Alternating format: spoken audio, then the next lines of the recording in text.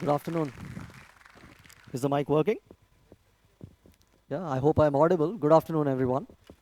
Um, by the way, I am Subbu, and I have no idea who's on that video. That those images are like a gazillion years old, um, and so this is the real me.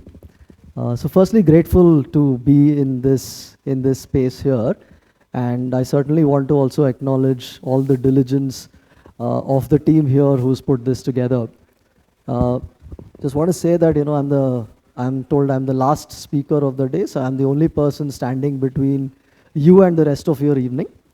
And I think for both Mr. Palam Raju and for me, there's a lot of pressure. So he had to really set the tone, and I have to figure out a way to leave you on a high. So all I ask is you stay with me for about 15 minutes, and we'll take it from there. Okay? All right.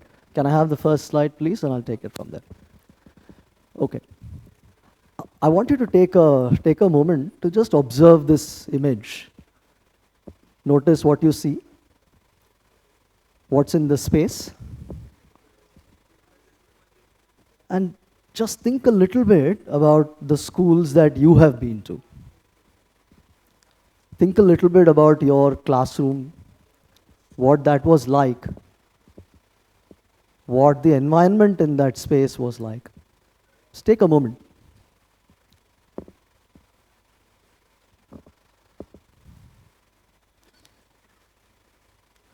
A few years ago, I was in this school. This is a rural school for girls, just outside of Hyderabad, and I was observing a teacher in action. This teacher was standing in front of about 40 odd students, and they're all outside because there isn't enough space inside for all the children in the school. So this is what she was standing out in front of 40 odd students, trying to hold their attention with absolutely nothing except her voice. There's no smart board, there's not even a blackboard, there's no fancy teaching material, etc., right? Just her and the students and the space. And then she goes around and does something very simple, yet absolutely brilliant. She turns around to the students and says, "Let me tell you a story." And that immediately shifted the energy in the space.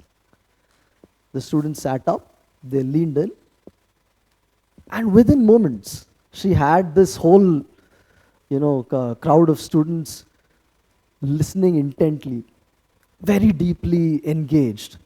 And it wasn't in the story. It was in that conversation that she was having with all of them about choices, about emotions, about values. Right? And that day I learned something from that experience. What I learned was that innovation isn't about having more resources at your disposal. It's about using what's already in front of you very differently. And that was my learning in that moment. I'm trying to advance the slides and it is not working. Oh, there it is. Okay. All right. So, moving on. We often think of innovation, right? When we hear this word innovation, we often think of some very high-tech labs. We often think of millions of dollars in funding. We think of a bunch of cool people who are walking around incredibly talented and doing all the smart stuff, right? But that's not really it. If I told you that some of the world's most powerful innovations came from working with what's already available? And what if I told you, more importantly, that this is the kind of innovation that drives real social change?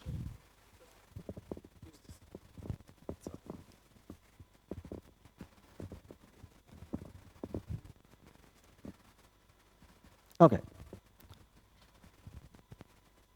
Looks like an old house, doesn't it?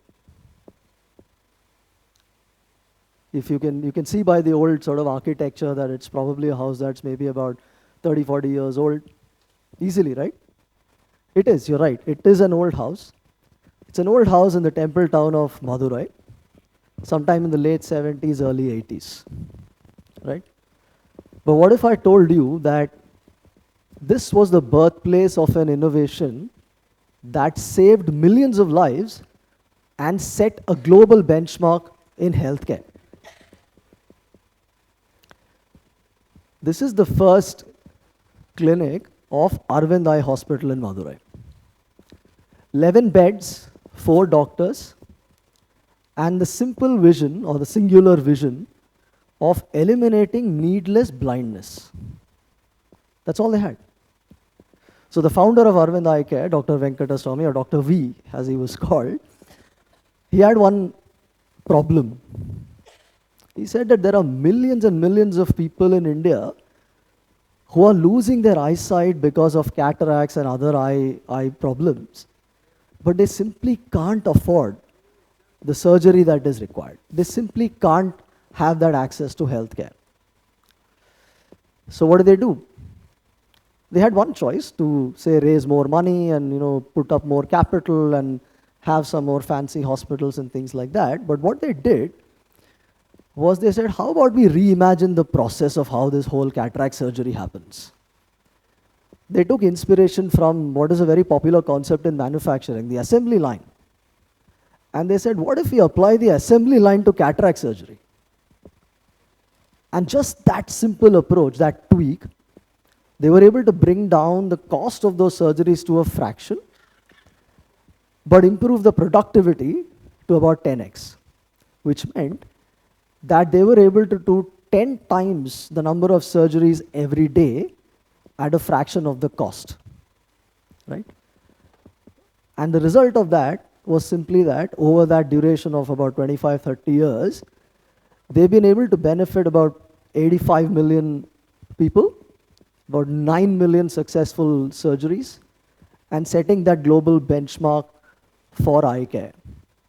They are the largest and the most productive eye care system in the world, by far. Right? Now imagine these doctors saying, oh, I would love to make a difference, but I don't have the money, I don't have the networks, I don't have the time. Or imagine if Arvind Eye Hospital wanted to become a purely profit-making venture. At least I doubt that if they would have been able to come up with that kind of innovation, and more importantly, sustain that over our 30 odd years. Right? So what was the secret sauce? It was their intent. It was their genuine and authentic intent to save lives. It was their genuine and authentic intent to bring about equitable access to eye care. And without that intent, there is no innovation that is possible. Right? At Learning Curve, we work with a lot of rural schools. We work with about 600 odd rural schools in the state of Telangana, where typically teachers don't have any bandwidth. They're very overburdened. Teachers are stretched thin. Schools obviously don't have budgets for things like life skills education, etc. But we know and we knew and we all agree that skills such as resilience, emotional intelligence, problem solving, creativity, they're all so critical for a child's future. So when we were looking at how do we programmatically engage with these schools, we also asked ourselves the question, what already exists there? And as part of our work, we introduced a very simple 5-minute check-in at the start of the day, or at the start of a subject or period, etc. And the teacher would simply ask this question to all of the students saying, how are you feeling today? What's on your mind? There's no extra cost for this. There's no other material required, and just conversation. And what we saw was that within months, students who sat in the back, students who typically hid from the teacher, never spoke in class, started expressing themselves. Conflicts on the ground, conflicts in the classroom started getting resolved more amicably. Children developed self-awareness and empathy. And all of this from a very simple practice that didn't require anything except intentionality. Right? So it's not about those big fancy breakthroughs that we need to have that need to get flashed in media. It doesn't have to be, right? Very often innovation is about those very simple, clever solutions that can absolutely transform the way that we live, we work, and we connect. The biggest changes always start with the smallest actions. Okay.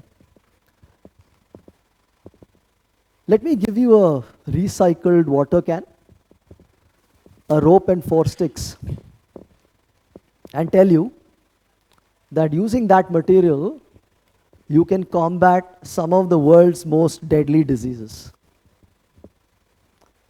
Sounds a bit crazy, no? Some of you are probably saying, what is this guy talking about? It's too late in the day, all of that stuff, right? But no, this is not crazy. In rural Africa, in many parts of rural Africa, access to clean water for hand washing was a big challenge. Because simply put, there was no infrastructure or any pipeline to get the water from a water source to a school or a home or a community. Just didn't exist, right?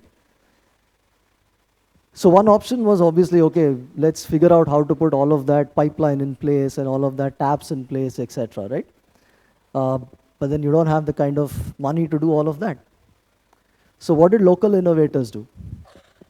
They designed what is called as the tippy tap, right? And that's what it looks like.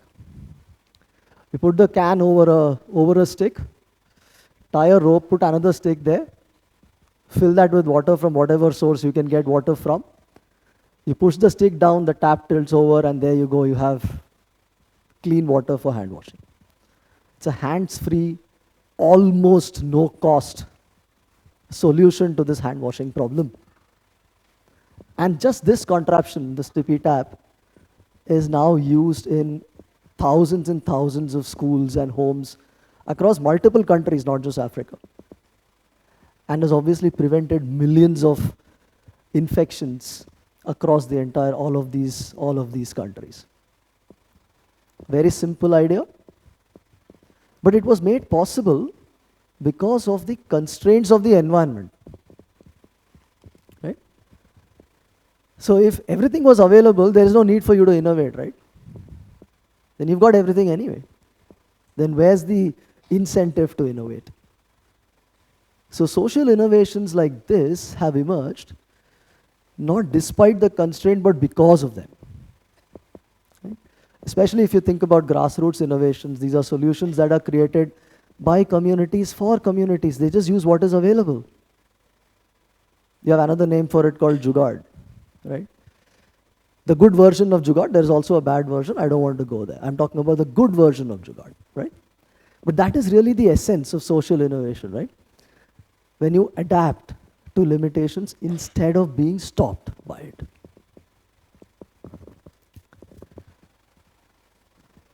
I love this image. In some of our partner schools, again, as I said, teachers are very stretched. There's no bandwidth for them to facilitate any work around social emotional learning or life skills, right? So one day we hit upon this random idea and said, what if students could figure this out themselves? What happens? So we enrolled a few schools. We then got a few students to get together. And every week or so, this bunch of students would sit around and then they would talk. Somebody might say, for example, oh, I had a fight with my friend, so I feel very upset, I feel very angry and all of that. And then the rest of the group would sort of become that support system. They would ask questions to understand. They would propose solutions. They would help them figure out, this other student figure out what to do. No judgment, just listening, a little bit of support, questioning, solutioning. What happened because of all of this? Just because students had a space to be themselves and have that conversation, improved their self-awareness again. It improved their ability to collaborate. It improved their decision making. It improved their problem solving. And again, all of this came from what? Came from this simple thought. saying, what if? Right? So all we did was ask that question and said, what if the student could do this? And then experiment with it, play around with it. But what we were really doing is acknowledging, recognizing, and celebrating the potential of what's already there. And in this case, it was the ability of these young people to support each other, to figure out solutions for each other. Right? So it's about unlocking that potential that is already there. Okay? So I want to talk to you a little bit about perspective here, right? 6, 9, you get the logic of the image for sure. We live in a world today where there are a lot of complex social issues, right? There is economic disparity, there's gaps in education, there's poor access to healthcare, there's poverty, which is a complex mix of all of this, for example, right? And just think about this. If any of these social issues could have been solved by throwing money at it, then we would have solved all of this by now, right? But the fact is we haven't. These issues still exist. They'll probably exist long after I'm gone as well. I think my point is that most of the powerful solutions on the planet do not start with this massive funding and resources. They start with one person or one community saying, what do we do with what we have? And that change in mindset from scarcity to resourcefulness, from waiting for change to happen to going ahead and creating it, that's what drives real impact. So I'm going to give you 3 ideas for that mindset shift to happen. Right? One is that instead of asking, what do we not have, reframe that question and say, what do I do with what I already have? So instead of looking at constraints as barriers, why not look at them as design principles for creative solutions? Right?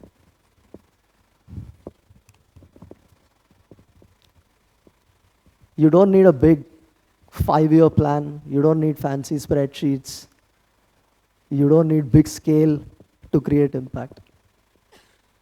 But you need to start with one small, tiny shift in an existing system. Asking this question saying, what small change can I bring today? Can I make today?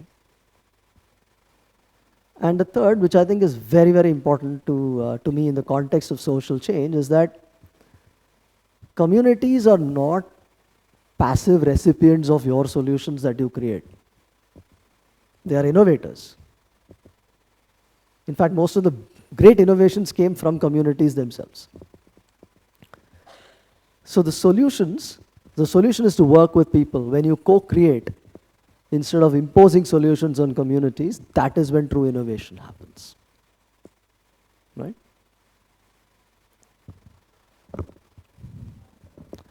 Okay, I'm going to leave you with an invitation and a little challenge as well.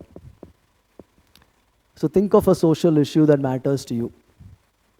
As young people, I'm sure that everybody can identify at least one social issue that matters to you.